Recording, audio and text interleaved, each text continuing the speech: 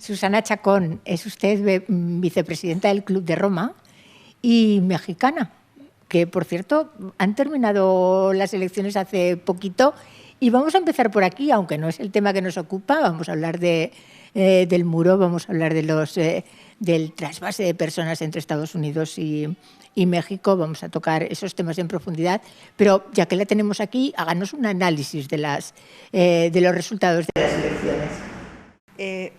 Es muy interesante porque justamente el domingo pasado tuvimos elecciones en 3 de los estados y los más importantes para lo que va a ser la elección del 2018, que es la presidencial. Entonces aquí es muy interesante darnos cuenta cómo algunos de los estados hicieron coaliciones, los partidos políticos de derecha y de izquierda, con el fin de mantener el liderazgo en los estados, pero el más importante y el que ha sido como el de mejor movimiento es el de Estado de México. Porque el Estado de México es, después de la Ciudad de México, está colindando con la ciudad. Uno de los que mayor fuerza económica, política y social ha generado en los últimos años. Además es el estado del presidente de la República, y es el lugar que en buena medida se convierte en el termómetro para lo que va a suceder en la presidencial del 18. Entonces, había 4 candidatos que eran los más importantes: el de derecha, Josefina Vázquez Mota, del PAN; estaba el del Partido de la Revolución Democrática, Cepeda; Delfina Gómez, del nuevo partido que se llama Morena, que liderea Andrés Manuel López Obrador, que como sabemos él ha jugado por las elecciones presidenciales en 2 ocasiones y ahora va por la tercera en el 18, y el del PRI, el partido en el poder en este momento, que es el del presidente Peña Nieto, que es quien gana. Entonces aquí hay una circunstancia en donde gana de manera muy relativa porque está con 3 décimas de diferencia con la candidata de Morena. Entonces, hay una circunstancia en donde buena parte de la población en el Estado de México apoya a este nuevo partido de Morena, con Delfina Gómez, pero todo el mecanismo del sistema político mexicano, del sistema del PRI tradicional, se aprovechó para apoyar al candidato del presidente, que es quien gana. Ahora se ha dicho que no se va a permitir, no se van a hacer grandes manifestaciones en la calle, como fue el caso de cuando Andrés Manuel perdió las elecciones en 2006. Ahora se dice que se va a defender el voto, pero no con manifestaciones, sino con demostrar realmente cómo para ellos se hizo un fraude una vez más por parte del PRI. Es interesante porque aquí realmente pues queda en la familia del presidente, es su primo el que queda como gobernador. Y pues efectivamente es, como mencionaba al principio, un termómetro para lo que vamos a ver en el 2018 con el cambio de gobierno. ¿Cómo se ve desde el punto de vista de observadores internacionales como son ustedes, este tema del continuo manejeo de los resultados? Pues grave, efectivamente. O sea, de hecho, se pensó y se calculó y evaluamos la posibilidad de tener observadores internacionales o armar un grupo de observadores, pero ya era muy corto el tiempo para ver el manejo del respeto a los mecanismos.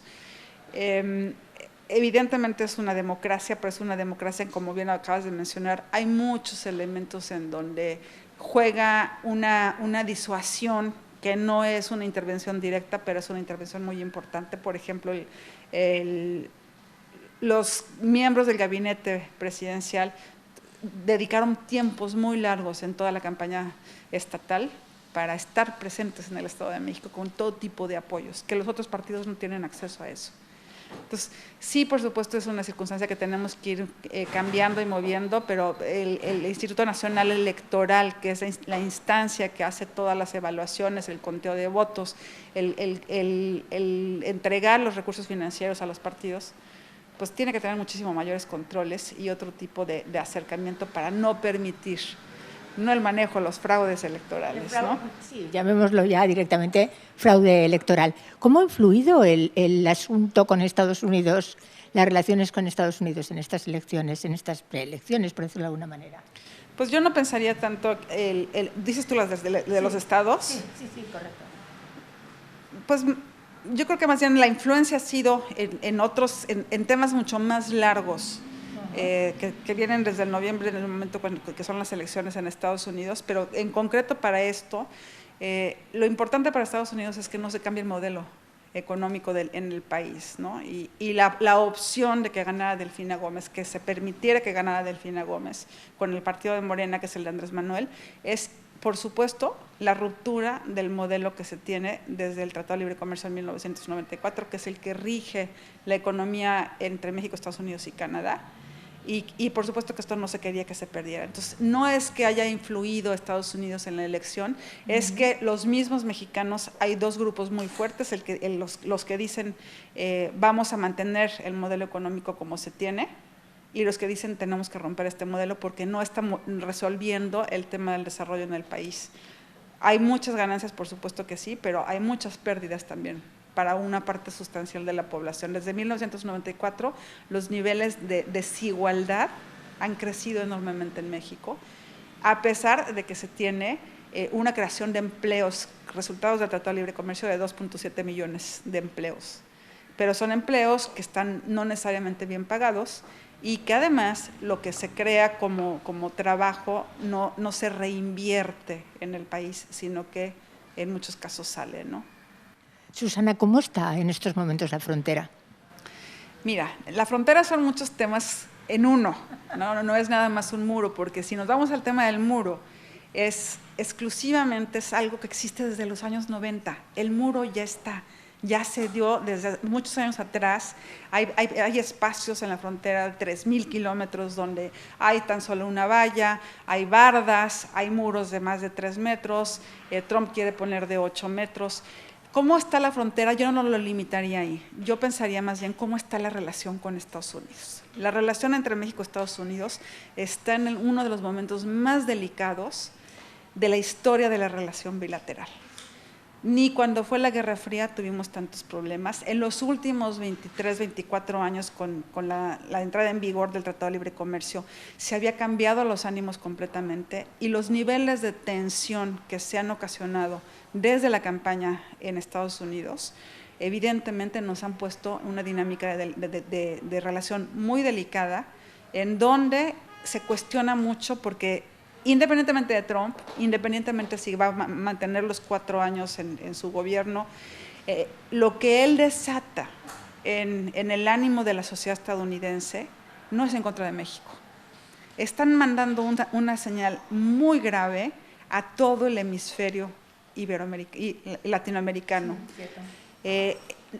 No aceptamos lo diferente, no aceptamos lo que no es igual a nosotros, un igual a nosotros que se refiere exclusivamente a los WASP, a los blancos, anglosajones y protestantes, pero que no se refiere a lo que sí deja toda la población de origen hispano y sobre todo el mexicano, porque sí básicamente el 10% de la población total de Estados Unidos tiene origen mexicano, 35 millones de personas de las 5 diferentes generaciones, algunos que acaban de llegar, pero muchos que están ahí desde antes de que se vendía el territorio, son personas que tienen origen mexicano.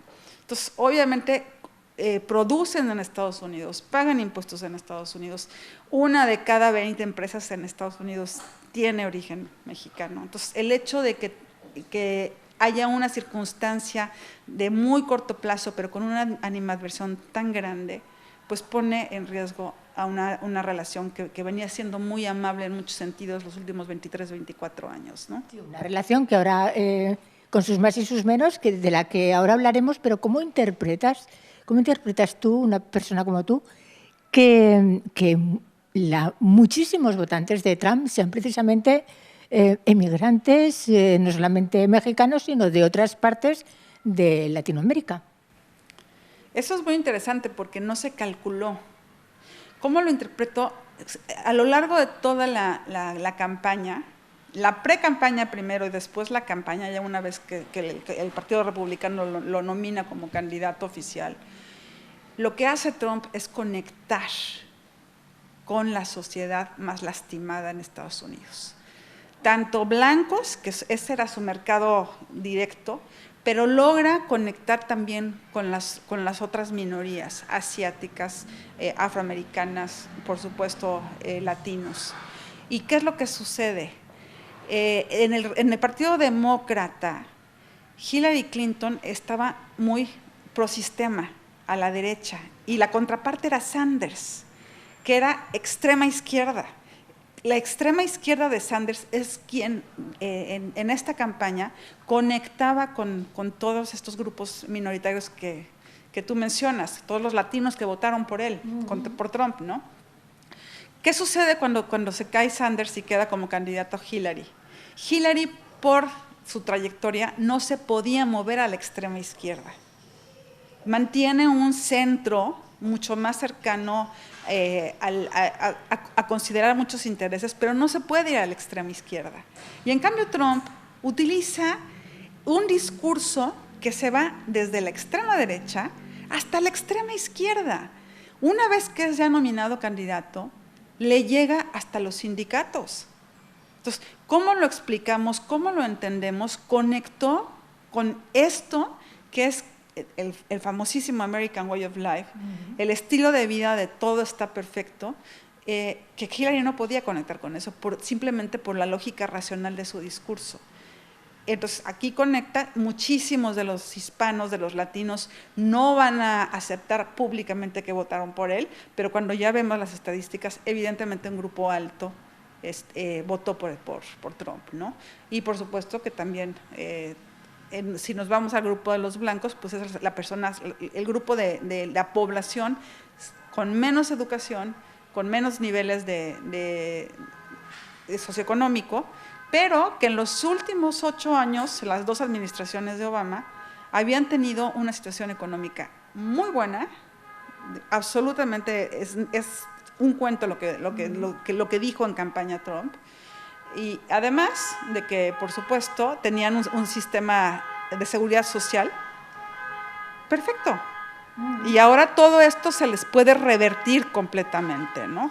Porque ya el hecho de que haya quitado impuestos para los más ricos, pues lo va a compensar, ese dinero tiene que entrar de alguna manera, lo va a compensar subiendo impuestos con sus votantes, con las personas más lastimadas. Pues, ¿cómo nos lo explicamos? Conectó con la gente, aprovechó las redes sociales, aprovechó los medios de información local, muchas estaciones de radio, por ejemplo, que no escucha más que el condado del condado del condado y nadie más, por ahí se metieron. Y esto no se contabilizó en las encuestas durante la campaña, durante la pre-campaña y durante la campaña, pero es como le llegó a la gente, ¿no? Es cierto que Trump no ha parado de tomar decisiones desde que tomó posesión. Desde el primer momento empezó a tomar decisiones. No sé cómo interpretas tú que ha podido interpretar esta gente que le votó. ¿Cómo están reaccionando? Si se sabe de alguna manera cómo están reaccionando ante todo esto que está haciendo Trump, si hay cierta decepción, si siguen creyendo en él, si piensan que, no sé, ¿qué es lo que piensan? Es todavía muy corto el tiempo. Yo creo que el hecho de que desde el primer momento empezar a firmar acciones ejecutivas, eso les mandó un mensaje que nuestro presidente sí va a cumplir las promesas de campaña. Pero eso fue el primer momento. De esas acciones ejecutivas hay muchos elementos que no van a llevarse ya a decisiones concretas que se conviertan en políticas públicas. ¿Por qué no se puede? Porque hay una institucionalidad en el Congreso, porque hay una institucionalidad en la Suprema Corte. Entonces, realmente, en este momento yo creo que la población estadounidense todavía no se ha dado cuenta, sus votantes en particular todavía no se han dado cuenta del daño que les va a ocasionar a ellos mismos el hecho de tener un presidente como Trump. Porque ellos todavía viven un poco en la saga de la campaña. Vamos a esperar a las elecciones intermedias del año que entra. Ahí se va a ver claramente si se resolvió el tema económico, y los bolsillos de los estadounidenses que votaron por él tienen una mejor situación, que no lo creo. En ese momento vamos a ver qué tanto están decepcionados o no de Trump. Pero por otro lado, el nivel de desempleo con Obama pues llegó a ser básicamente una tasa equilibrada en cero. Y todo este cuento por ejemplo, que los mexicanos llegaban a quitarles los empleos y demás, seamos sensatos, 5 millones de empleos en Estados Unidos existen gracias al Tratado de Libre Comercio.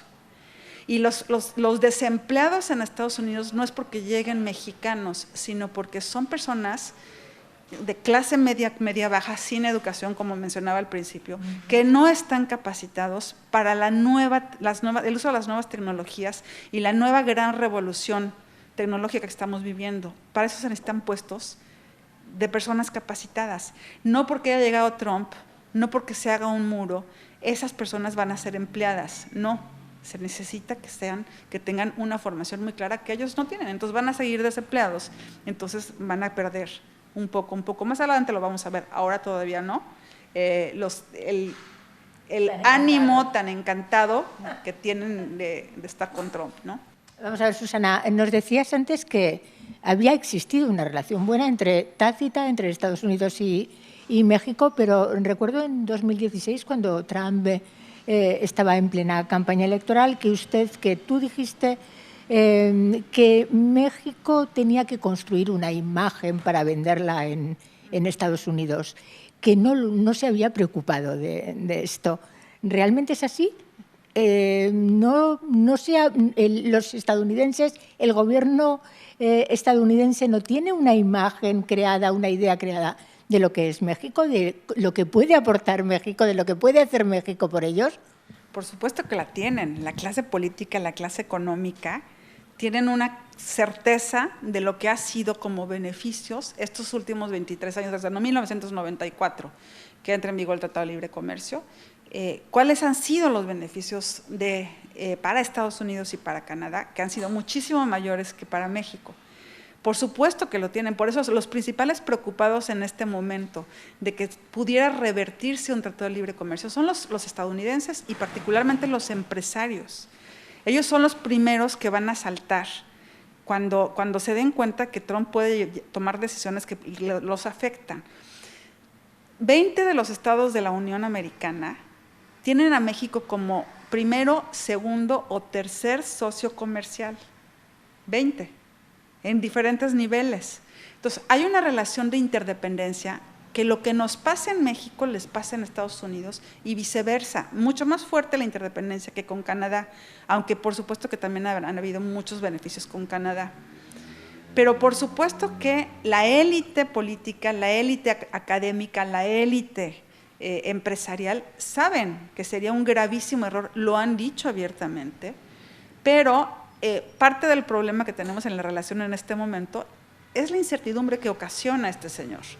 El hecho de que un día puede tomar una decisión y pasado mañana la cambia y después te golpea con un tuit, y qué es lo que sucedía al principio de cuando tomó posesión. Un tuit nos cambiaba el tipo de cambio y había devaluación en México, inmediato. Hay una frase en México que seguramente conoces, Gemma, que es: a Estados Unidos le da gripa y a México le da pulmonía, porque la simetría es tal que evidentemente hay afectaciones directas. Pero también esto no quiere decir que nosotros tenemos que hacer una labor más allá de imagen internamente en México. Sí se tiene que hacer. Cuando se negocia el tratado, se da todo el cabildeo, se hace todo una labor constante de llevar a conocer lo que es México, y por eso se logran los niveles de negociación que se tienen como resultado en el tratado, para lo cual había un liderazgo muy fuerte. No nada más en la presidencia mexicana, había una estrategia de política exterior y había una claridad en los diferentes secretarios de los diferentes secretarías de Estado, tanto Hacienda, Finanzas, como Relaciones Exteriores, como Economía, de cómo tenían que llevar a México hacia afuera. Pero después de ese momento en la negociación, como que se da por hecho que ya está el tratado y la relación camina de manera natural. Y hay una agenda bilateral enorme, más allá de la frontera, y que pasa por la frontera. Cuestiones energéticas, cuestiones de agua, cuestiones de comercio general, en fin, una multiplicidad de temas que se tienen que estar cabildeando constantemente, y ahí es donde sí se tiene que hacer una labor de fondo, más allá de la imagen. Y por otro lado, internamente tenemos que resolver parte de los problemas que no los podemos resolver solos, porque la inestabilidad política en México o la violencia o el crimen organizado no es porque los mexicanos seamos bárbaros, es porque en Estados Unidos hay un nivel de consumo de drogas enorme, entonces hay una corresponsabilidad que no se ha asumido para que el problema se resuelva de manera regional, porque les afecta a ellos, pero sobre todo nos afecta a nosotros. Yo quería llegar a este punto, al punto de la violencia que se respira en México, de los niveles del mercadeo, del comercio de la droga, del negocio de la droga en sí, de la inseguridad ciudadana, del índice de criminalidad. ¿Habéis llegado a un punto caótico casi de no retorno? Esto es muy interesante y por eso mencionaba yo lo que acabo de decir de una solución regional. No puede ser una solución de México, porque mientras haya demanda, va a haber venta. Por lo tanto, va a haber traficantes de droga y van a haber, evidentemente, niveles de violencia. Ahora, ¿cómo hemos llegado a los niveles de violencia que tenemos? El 99% de las armas que hay en México se compraron legalmente en Estados Unidos, se pasaron ilegalmente de Estados Unidos por la frontera hacia México y son las que han ocasionado estos niveles de violencia. Son armas que son muchísimo más potentes que muchas de las con las que cuenta el mismo ejército mexicano. Entonces, cuando los carteles tienen estas armas que vendió los estadounidenses, pues evidentemente el ejército no puede responder con el mismo nivel de arma y de violencia, ¿no? Porque obviamente son muchísimo más potentes que lo que tiene el ejército mexicano.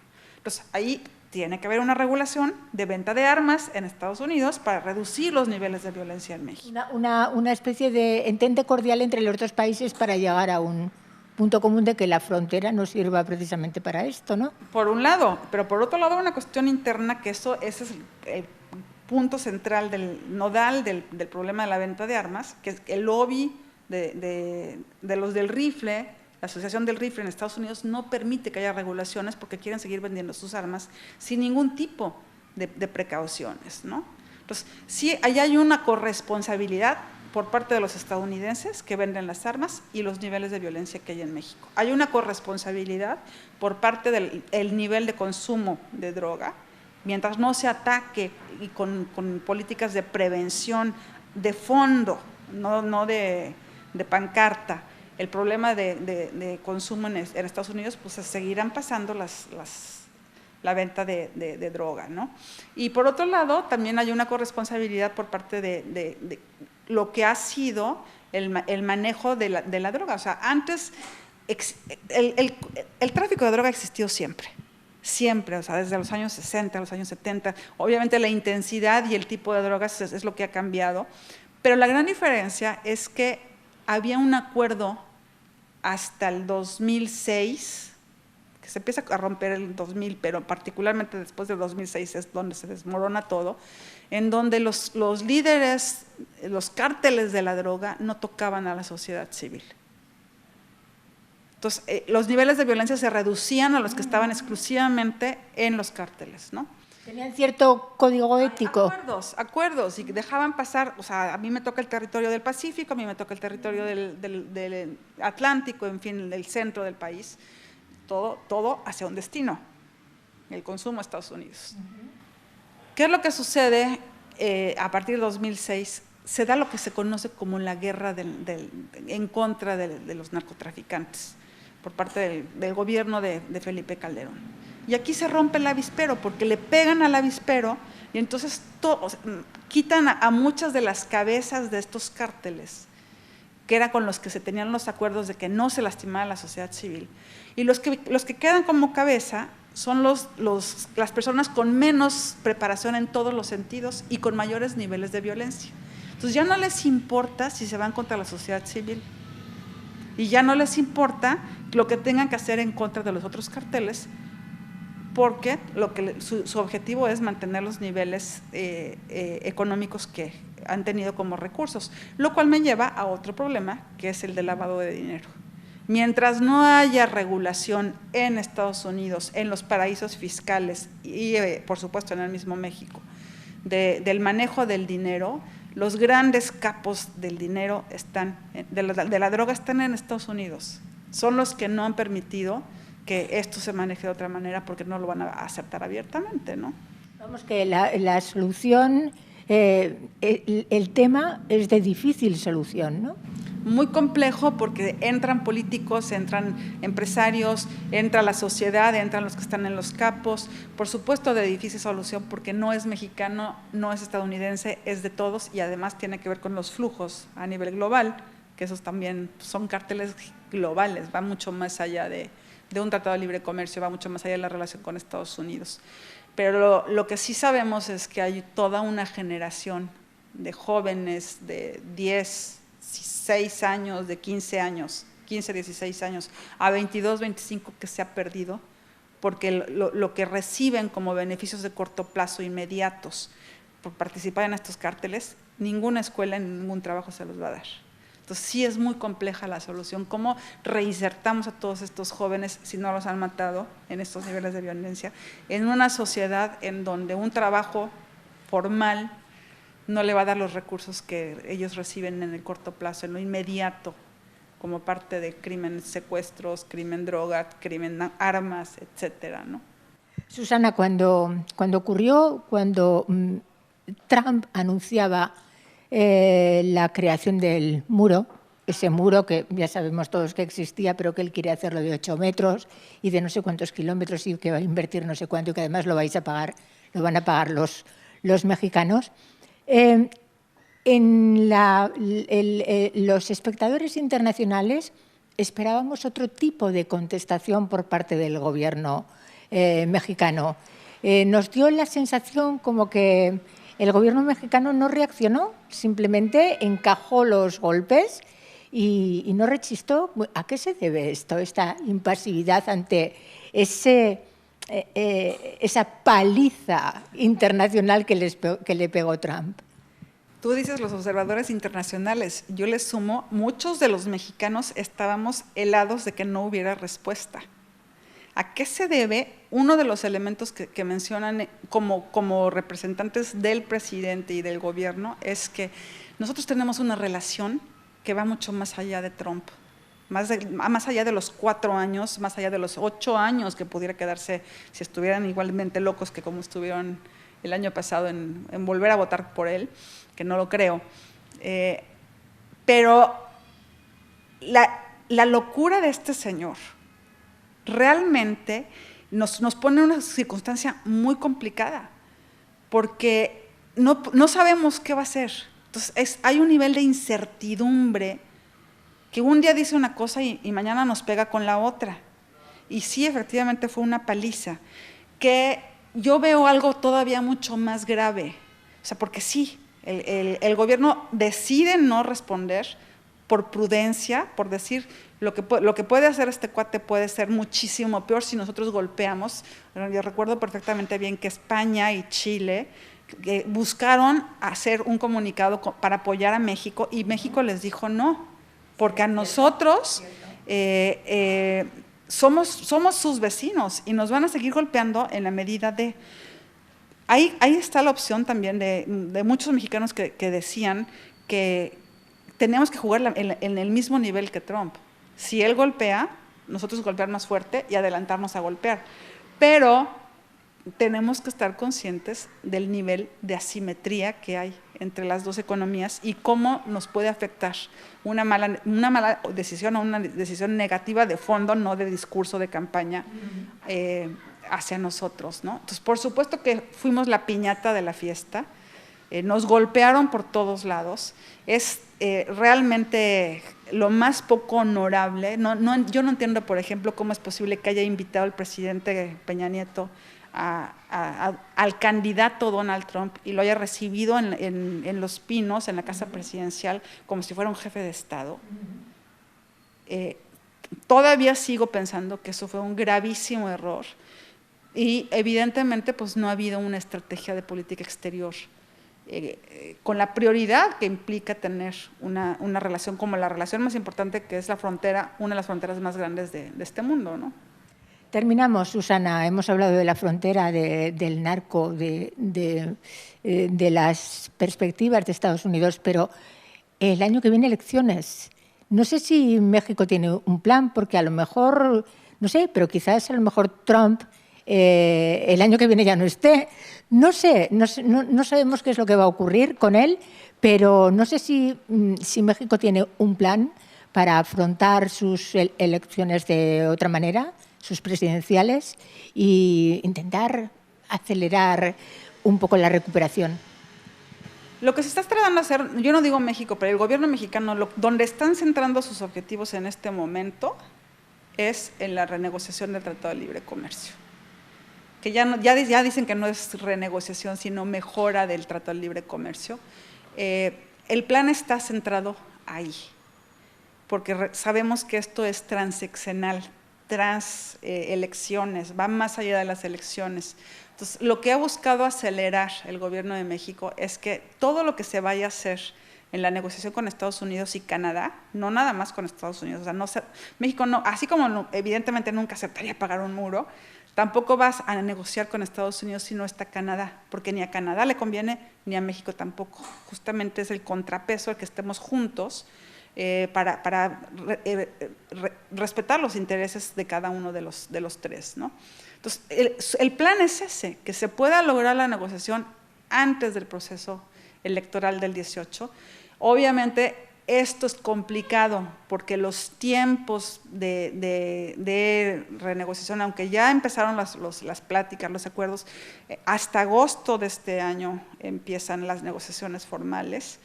Y esto, hay pues una agenda muy clara de tiempos no tan cortos como quisiera el gobierno mexicano. Entonces, el ideal es que se termine el proceso negociador antes de las elecciones, pero las candidaturas empiezan a jugar por lo menos en enero del año que entra.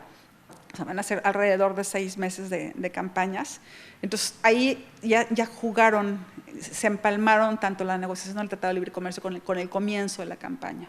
Entonces, el plan es que ellos lo que están buscando como gobierno es que se acabe la negociación antes del cambio de gobierno, de manera que se logren amarrar candados y no se pueda echar para atrás el modelo de desarrollo.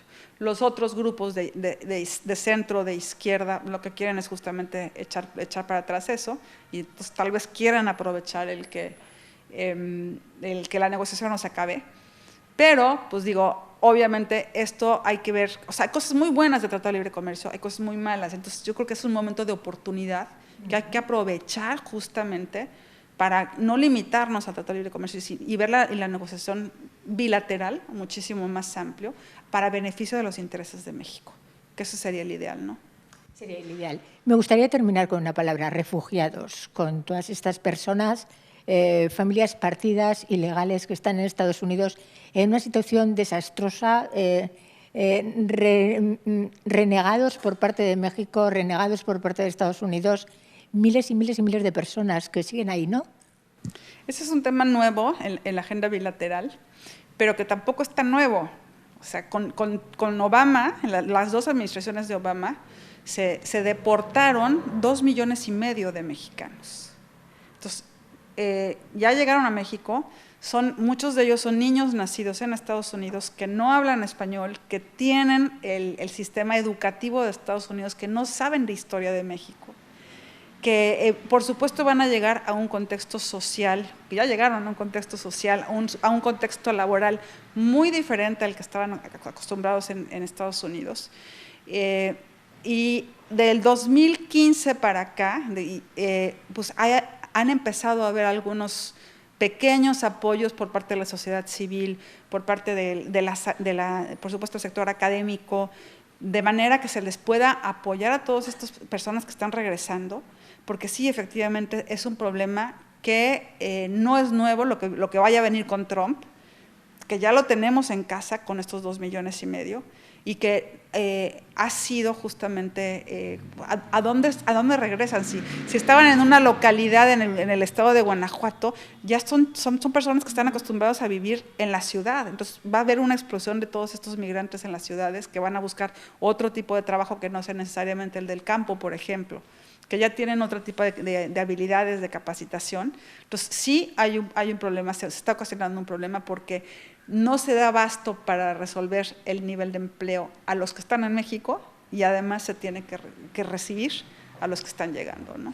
Susana, lo resumimos en 2 palabras: niños que han sido educados en Estados Unidos, que no hablan español y que tienen que regresar a México, que no son nada ni en México ni en Estados Unidos. Un gran problema y un gran país, México, que ojalá resuelva sus problemas, que nosotros los españoles queremos mucho. Gracias, Susana. Muchísimas gracias a ti por esta entrevista y por este espacio.